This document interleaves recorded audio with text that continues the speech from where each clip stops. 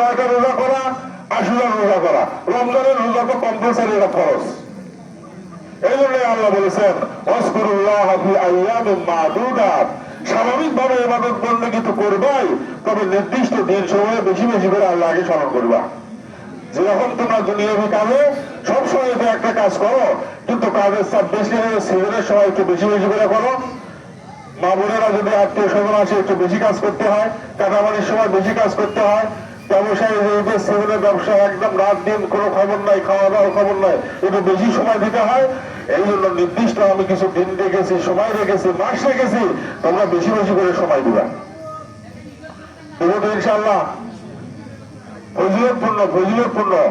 আচ্ছা, আরাফাত দিবসের রোজার আগে বিগত 1 বছর গুনামাফ, সামনেও 1 বছরের গুনামাফ, কত ফজিলত।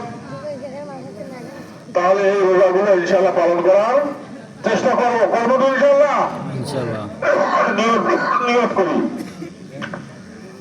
এই হাদিসগুলো আমরা আজকে শুনলাম, নিয়ত করি ইনশাআল্লাহ আগামীতে যদি আমি বেঁচে থাকি এই হাদিসগুলোর উপর আমল করবো ইনশাআল্লাহ।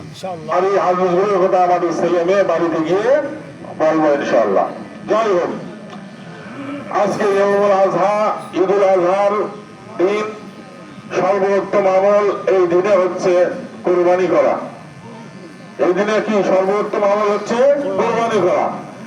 এই কোরবানির ইতিহাস যদিও হযরত আদম আলাইহিস সালাম থেকে শুরু হয়েছে, কিন্তু আমরা যেভাবে কোরবানি দেই তা মূলত হযরত ইব্রাহিম আলাইহিস সালাম থেকে শুরু হয়েছে।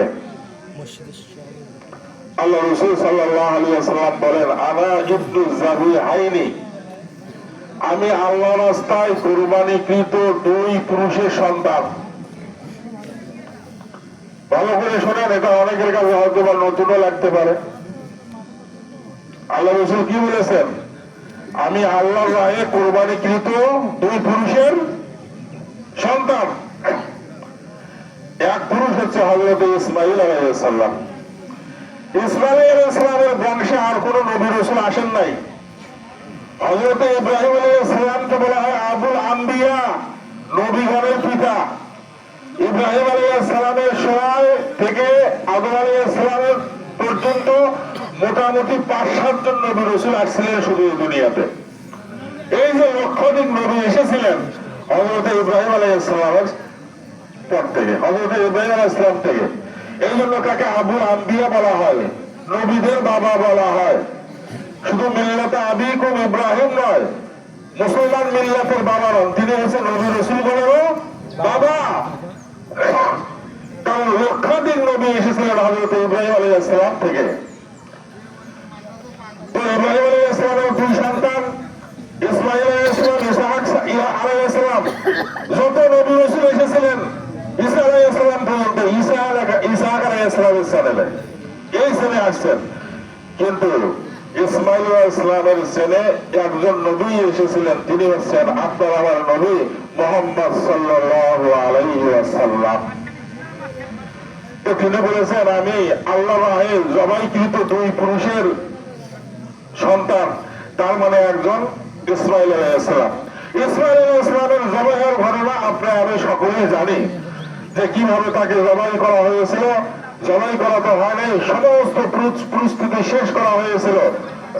যখন প্রস্তুতি সম্পন্ন, তখন আল্লাহ বললেন, ফালাম্মা আসলামা ওয়া তাল্লাহু লিল জাবিন ওয়া নাদাইনাহু আন ইয়া ইব্রাহিম قد صدقت الرؤيا إنا كذلك نجزي المحسنين।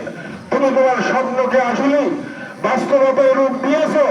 তোমার সন্তানকে কোরবানি করা আমার উদ্দেশ্য ছিল না, আমার উদ্দেশ্য ছিল তো মনের নিয়তটা, তুমি আমাকে বেশি ভালোবাসো বা তোমার সন্তানকে ভালোবাসো। তোমার সন্তানের ভালোবাসায় আমার ভালোবাসার মধ্যে পর্দা পড়ে না, তোমার আমার ভালোবাসাটা নিখুঁত থাকে, খলিলের যে ভালোবাসা সেই ভালোবাসা অটুট থাকে, এটা দেখাই আমার উদ্দেশ্য ছিল। এই জন্যই যে কোনো ইবাদতের উদ্দেশ্য হচ্ছে এক আল্লাহকে রাজি খুশি করা, এক আল্লাহকে রাজি খুশি করা। একটা দৃষ্টান্ত দেই, এই দৃষ্টান্তটা, উদাহরণটা আপনাদের সকলেরই জানা আছে, আমি শুধু স্মরণ করে দেই। হযরতে আলী রাদিয়াল্লাহু তাআলা আনহু কোন এক যুদ্ধে একটা কাফেরকে পরাজিত করে তার বুকের উপর উঠে বসলেন তাকে হত্যা করার জন্য। কাফের ব্যক্তি কি করলো? থুতু নিক্ষেপ দিল, থুতু। হযরত আলী রাদিয়াল্লাহু তাআলা আনহু তাকে আর হত্যা করলো না। শুনতেছেন? হত্যা করলেন না। হত্যা না হলে কি করলেন? ছেড়ে দিলেন। কাফের এখন বলতেছে, হে আলী, আমি তোমার মুখে থুতু নিক্ষেপ করেছি, তোমার রাগ তো আরো বেশি হওয়ার কথা, তাড়াতাড়ি আমাকে মেরে ফেলার কথা, আমাকে না মেরে কেন তুমি আমাকে ছেড়ে দিলে? হযরত আলী রাদিয়াল্লাহু তাআলা বলতেছেন, তোমাকে যখন আমি ধরাশায়িত করে যুদ্ধের ময়দানে হত্যা করার জন্য উদ্যত হতেছিলাম, তখন সেখানে আমার নিয়ত ছিল একমাত্র আল্লাহকে রাজি খুশি করার জন্য।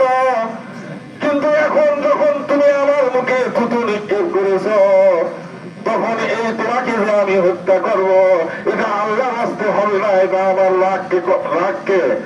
রাগকে বাস্তবে পর্যবেক্ষণ, বাস্তবতার আলোকে এটা করাটা আমার রাগের গোলামি করা হবে, আল্লাহর গোলামি করা হবে না। এই জন্য তোমাকে ছেড়ে দিলাম। বুঝলাম? বুঝলাম?